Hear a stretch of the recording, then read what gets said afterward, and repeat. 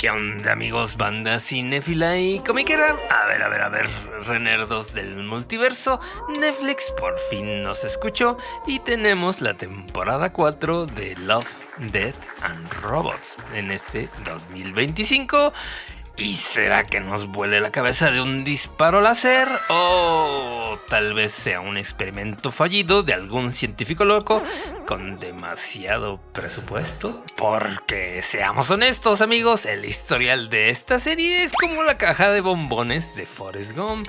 Algunas vienen con balas bastante cargadas y otras con tentáculos y hasta diría yo algunas con bolas de pelos. Así que quédate en este video porque vamos a desmenuzar lo bueno, lo malo y lo re nerdo de la serie Love, Death and Robots temporada 4. Muy bien, dicho esto, pasemos con lo bueno de esta cuarta temporada, que en este caso para mí es obvio, sería la animación. Porque la verdad, amigo, ya nos mal acostumbraron con esos orgasmos visuales, dado que el CGI aquí realmente es, como siempre, bastante bueno. Y claro, amigo, en esta temporada se mantiene así, aunque si la comparo con temporadas anteriores de esta serie, francamente no está tan bien como en otras temporadas, pero lo suficientemente potable, tanto el CGI en 3D como la animación en 2D, así como también la parte híbrida entre 2D y 3D,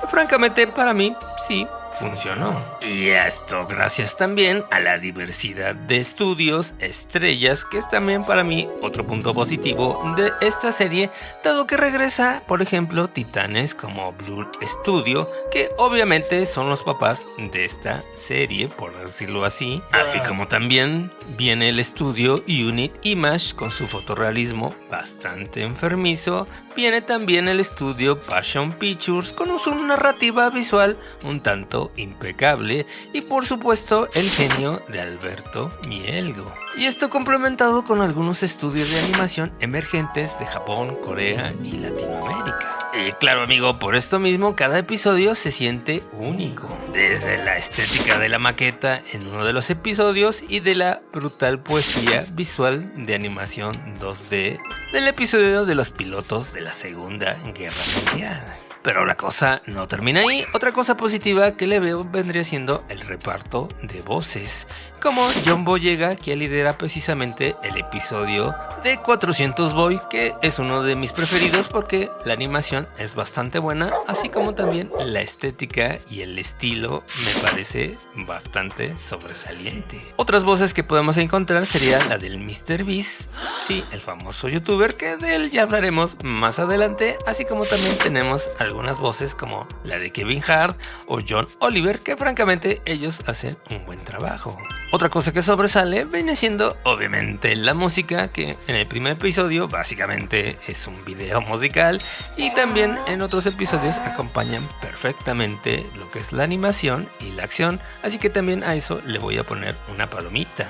Otra cosa positiva que le veo vendrían siendo los guiones en esta temporada, que no son tan me explotan la mente, pero por lo menos sí son, digamos, bastante funcionales y hay una especie de mezcla de géneros, lo cual también agradezco bastante, como el horror bélico o la comedia absurda o el ciencia ficción posapocalíptico o algunas comedias un tanto, digamos, diferentes, por decirlo así, para no dar spoilers, así que me parece que hicieron un buen trabajo, al menos en esta mezcla de géneros y de temáticas bastante variadas. Y si te está gustando este video, no te olvides de suscribirte y darle like, que eso nos ayuda mucho. Continuamos. Y ahora viene el momento de sacar la motosierra, porque no todo lo que brilla es oro, así que pasemos a lo malo. Y aquí es donde hablaríamos de Mr. Beast. Ahora sí que con todo respeto, nadie se enoje, pero me parece que aquí estuvo mal aprovechado, porque yo pensé que iba a utilizar la voz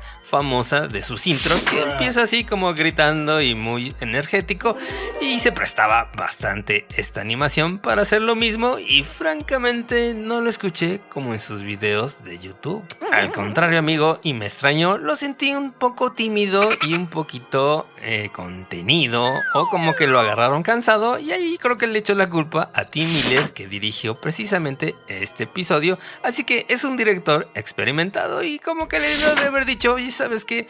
Quiero que me hagas la intro exactamente igual como lo haces con tus videos de YouTube. Otra cosa negativa que vi en esta temporada vendría siendo el primer episodio, que realmente dices, sí, la música está buena, el grupo musical también, el director David Fincher es de otro nivel y todo perfecto, pero realmente este episodio no es un cortometraje, viene siendo más bien un video musical. Y sí, la animación muy bonita y todo funciona bien, pero no parece un episodio de la temporada de Love, Death and Robots. De ahí en fuera, todos los demás episodios me parecieron adecuados, obviamente unos mejores que otros, pero francamente sí dices, eso sí, pertenecen a esta serie, mientras que ese primer episodio lo sentí más como un video musical de MTV. Y obviamente otra queja vendría siendo el número de episodios y la duración de estos, porque realmente 10 episodios para esta temporada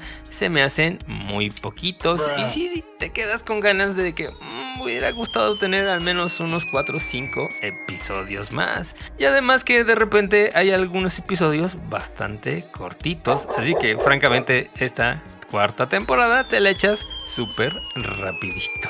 Y ahora amigos, pasemos a mi parte favorita. Vamos a ponernos las gafas de pasta, la sudadera y la gorra, porque pasemos a lo renerdo. Dado que amigo, en esta cuarta temporada tenemos referencias, por ejemplo, a Philip K. Dick, o a guiños al universo de Lovecraft, o homenajes un poquito clásicos del culto de la revista bastante querida por un servidor, Heavy Metal. O como por ejemplo en el episodio Spider Rose tenemos un cameo ahí visual de los Inkjets de precisamente la película de Matrix. Otra cosa podría ser también la inclusión de estos directores como Jennifer Yu Nelson o Robert Valley, que realmente son uno director de anime y el otro director de animación independiente, que francamente me parece que hicieron un excelente trabajo en sus cortometrajes. Mientras que en la curiosidad renerda, ¿sabías que en la animación 2D de How to Seek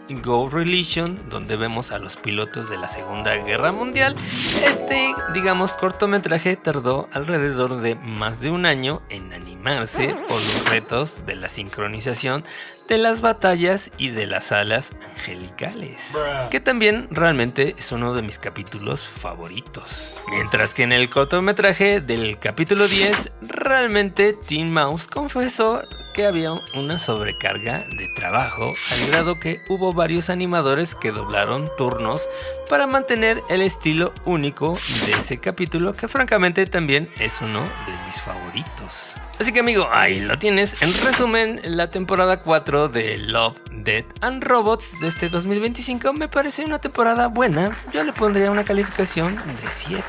Francamente me gustó, pero sí se me hizo demasiada corta y realmente, como siempre, tiene algunos capítulos mejores que otros, pero en general estuvo, digamos que aceptable. Si me hubieran dado al menos unos 5 episodios más, francamente le hubiera puesto una mejor calificación. ¿O qué piensas tú? Te leo en los comentarios. Y te recomiendo este video con la crítica de Ironheart, 3 razones que me hacen temer lo peor. Así que nos vemos en el siguiente video. Bye.